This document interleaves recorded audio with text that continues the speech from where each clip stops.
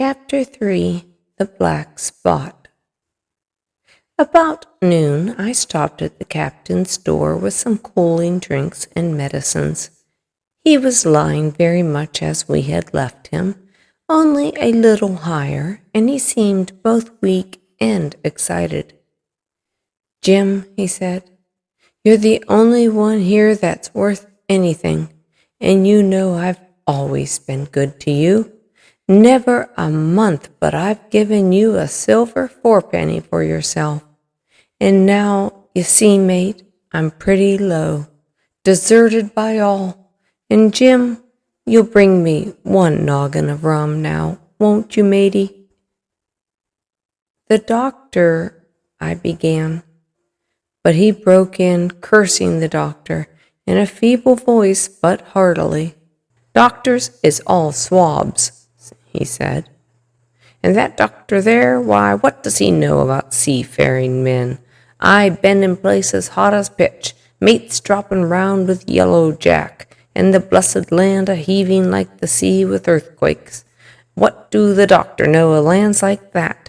And I lived on rum, I tell you. It's been meat and drink and man and wife to me, and if I'm not to have my rum now that I'm a poor old hulk on a lee shore, my blood'll be on you, Jim, in that Dr. Swab." He ran on again for a while with curses. "Look, Jim, look how my finger fidgets," he continued in a pleading tone. "I can't keep 'em still, not I. I haven't had a drop this whole blessed day. That doctor's a fool, I tell you. If I don't have a drain of rum, Jim, I'll have the horrors. I've seen some of 'em already. I seen old Flint in the corner there, behind you, as plain as print. I seen 'em. And if I get the horrors, I'm a man that has lived rough, and I'll raise Cain. Your doctor himself said one glass wouldn't hurt me. I'll give you a golden guinea for a noggin, Jim." He was growing more and more excited, and this alarmed me for my father's sake, who was very low that day, and he needed quiet. Besides, I was reassured by the doctor's words, now quoted to me, and rather offended by the offer of a bribe. "I want none of your money," said I, "but what you owe my father. I will get you one glass and no more." When I brought it to him, he seized it greedily and drank it out. "Aye, aye," said he, "that's some better, sure enough. And now, matey, did that doctor say how long I was to lie here in this old berth?" "1 week at least," said I. "Thunder," he cried. "A week? I can't do that. They'd have the black spot on me by then. The lubbers is going about to get the wind of me this blessed moment. Lubbers as couldn't keep what they got and want to nail what is another's. Is that seamanly behavior now? I want to know. But I'm a saving soul. I never wasted good money of mine, nor lost it neither, and I'll trick 'em again. I'm not afraid on 'em. I'll shake out another reef, matey, and dawdle 'em again."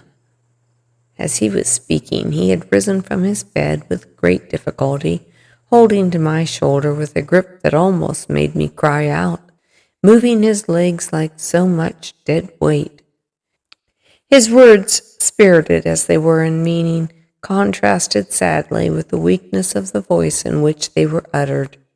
He paused when he had gotten into a sitting position on the edge. "That doctor's done me," he murmured. "My ears is singin'." Before I could do much to help him, he had fallen back again to his former place, where he lay silent for a while. "Jim," he said at length, "you saw that seafaring man today?" "Black Dog?" I asked. "Ah, Black Dog," says he. "He's a bad 'un, but there's worse that put him on.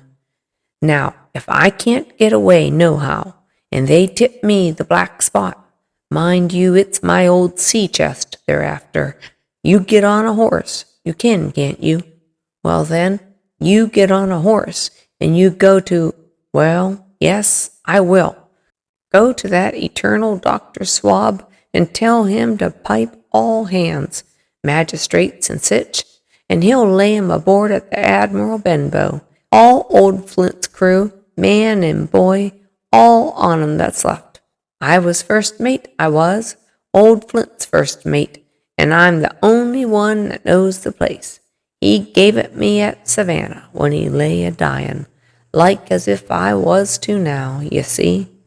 But you won't peach unless they get the black spot on me, or unless you see that black dog again, or a seafaring man with one leg, Jim.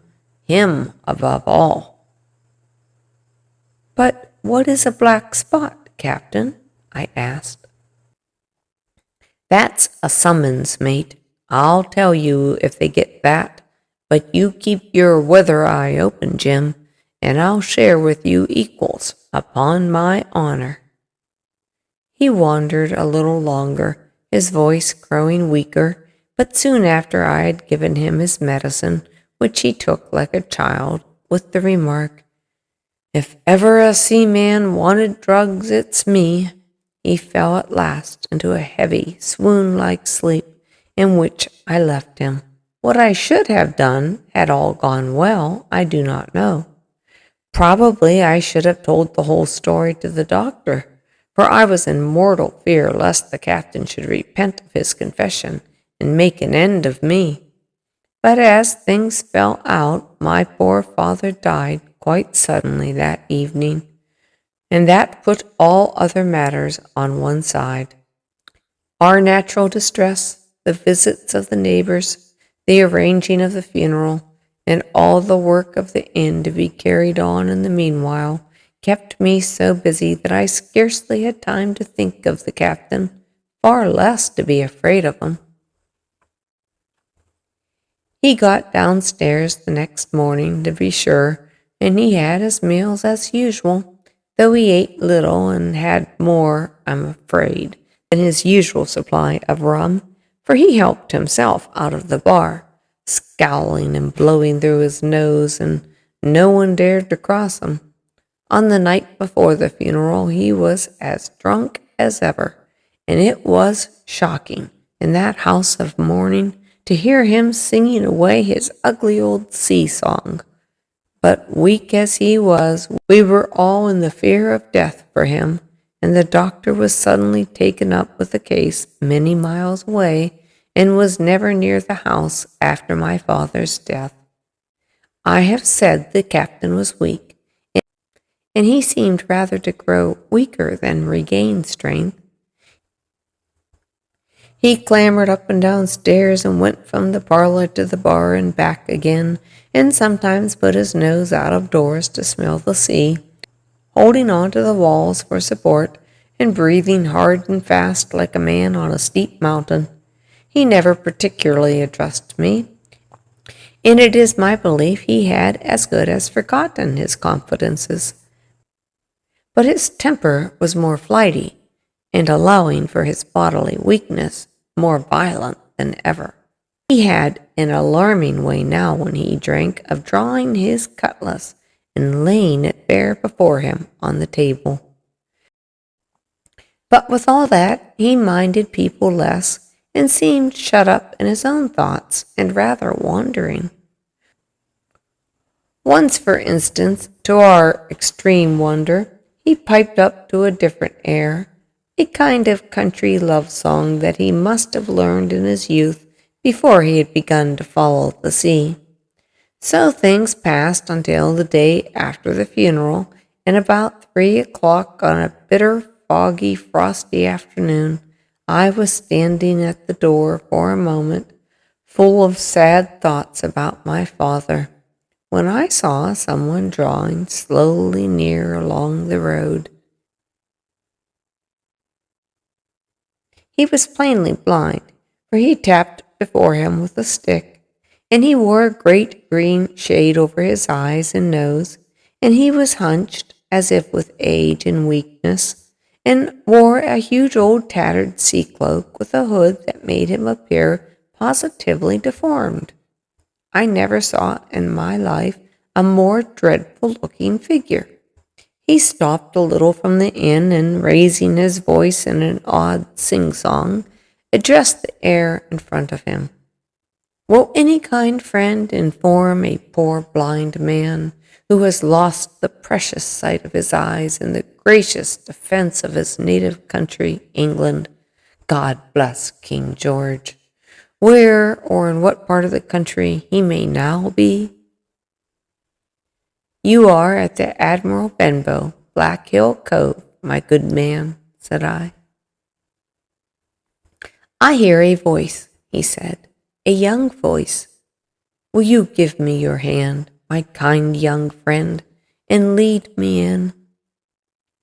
I held out my hand, and the horrible, soft-spoken, eyeless creature gripped it in a moment like a vice. I was so much startled that I struggled to withdraw, but the blind man pulled me close up to him with a single action of his arm.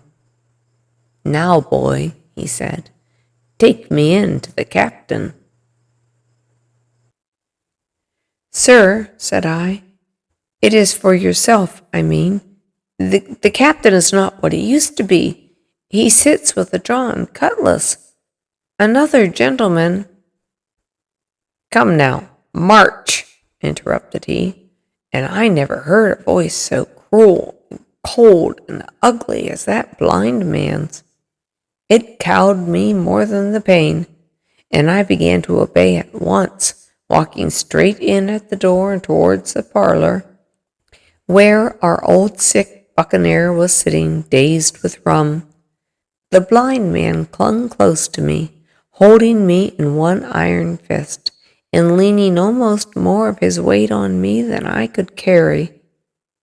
Lead me straight up to him, and when I'm in view, cry out, Here's a friend for you, Bill. If you don't, I'll do this. And with that he gave me a twitch that I thought would have made me faint. Between this and that, I was so utterly terrified of the blind beggar that I forgot my terror of the captain, and as I opened the parlor door, cried out the words he had ordered in a trembling voice. The poor captain raised his eyes, and at one look the rum went out of him and left him staring sober. The expression of his face was not so much of terror as of mortal sickness. He made a movement to rise, but I do not believe he had enough force left in his body. Now, Bill, sit where you are, said the beggar.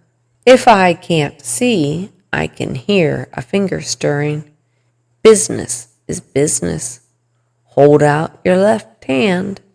Boy, take his left hand by the wrist and bring it near to my right. We both obeyed him to the letter, and I saw him pass something from the hollow of the hand that held his stick into the palm of the captain's, which closed upon it instantly.